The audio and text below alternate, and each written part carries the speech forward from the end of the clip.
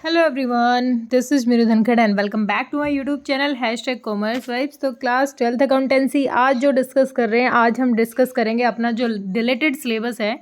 और जैसे कुछ बच्चे कंफ्यूज हैं क्योंकि मैंने ना सारे ही चैप्टर करा दिए हैं और बच्चों को थोड़ा सा डाउट था कि मैम डिलेटेड सिलेबस बताओ।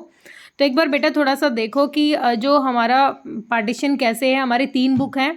एक जो हमारी बुक है वो पार्टनरशिप फंडामेंटल की है, सेकंड हमारी फाइनेंशियल स्टेटमेंट की, और फिर हमारी है कंपनी अकाउंट्स। तो ये जो स्क्रीन पे आपको दिख रहा है कि जो मार्क्स की क्या क्या रहेगा, एक सेकेंड देखो, आप यहाँ देख पा रहे हो कि जो अकाउंटिंग फॉर पार्टनरशिप फर्म है ये 36 मार्क्स की रहेगी हमारी, ठीक है। और इस 36 मार्क्स में से हमारा क्या रिलेटेड है, इसमें जो हमारा फर्स्ट चैप्टर था एनपीओ जो अपना फर्स्ट चैप्टर है जो पहले 10 नंबर का आता था, वो अब की बार बिल्कुल रिलेटेड है। तो इसका मतलब एक चैप्टर हमारा बिल्कुल खत्म, उसके सिर्फ 5 चैप्टर रह गए हैं जिन पे हमें काम करना है। सेकंड हमें क्या दे रखा है, जस्ट अ मिनट। सेकेंड हमें दे रखी है कंपनी अकाउंट्स, और कंपनी अकाउंट्स में भी लास्ट चैप्टर था हमारा क्या, कंपनी अकाउंट्स में जो लास्ट चैप्टर था अपना रिडम्पशन ऑफ डिबेंचर, जो अभी मैं कराने वाली थी वीडियो पे। मैंने मतलब अभी कराया नहीं है मैंने सारा चैप्टर, बस थ्योरी डाली है। ये चैप्टर भी आपका डिलेटेड है तो आपको ये भी करने की ज़रूरत नहीं, कन्फ्यूज़ नहीं होना बिल्कुल। मतलब 2 चैप्टर गए हमारे। उसके देन हमें दे रखा है एनालिसिस ऑफ फाइनेंशियल स्टेटमेंट, और जिसमें हमारा जो फाइनेंशियल स्टेटमेंट बनानी थी, हमें बैलेंस शीट बनानी है अपनी। और एक अलग से चैप्टर है यहाँ पर कैश फ्लो स्टेटमेंट।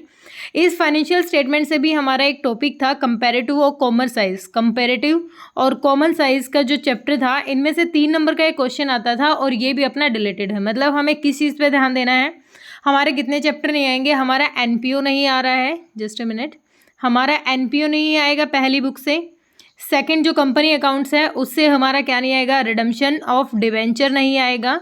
और जो थर्ड बुक है अपनी फाइनेंशियल स्टेटमेंट, उससे कॉमन साइज स्टेटमेंट और कंपेरेटिव ये नहीं आएगी। अब मैंने यूट्यूब पे करा रखे हैं, ये मैंने जो आपका एग्ज़ाम होता है आफ्टर 12th जो एंट्रेंस होता है सीयूटी एग्ज़ाम, उसके लिए बेस बनाने के लिए करवा रखे हैं। लेकिन ये सीबीएसई से रिलेटेड सिलेबस है और हमें पता है कि अब की बार एग्ज़ाम हमारे एनुअली एक बार ही होंगे, सेमेस्टर सिस्टम का तो कोई सीन नहीं है। तो अब जो प्री बोर्ड चल रहे हैं उस प्री बोर्ड में भी आपको ध्यान रखना है। जैसे अभी कुछ बच्चों के डाउट आ रहे थे कि मैम क्या हमारे टीचर ये दे देंगे, टीचर ने अभी बताया ही नहीं है कि डिलीटेड क्या है और ऐसा कुछ। तो बेटा जो सीबीएसई ने डिलीट कर दिया है उसको तो स्कूल में भी प्रोसेस नहीं किया जाएगा, क्योंकि सैम्पल पेपर भी इशू कर दिया गया है। सैम्पल पेपर को सॉल्यूशन के साथ एक वीडियो में दोबारा से डालूंगी।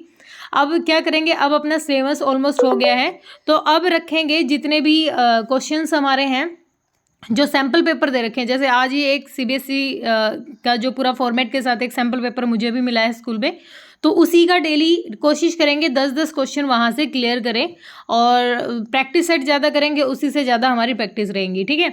तो अभी डिलेटेड से रिलेटेड जो टॉपिक था आई थिंक क्लियर हो गया होगा। फिर भी अगर किसी को डाउट लग रहा है तो बेटा कमेंट सेक्शन में डालें।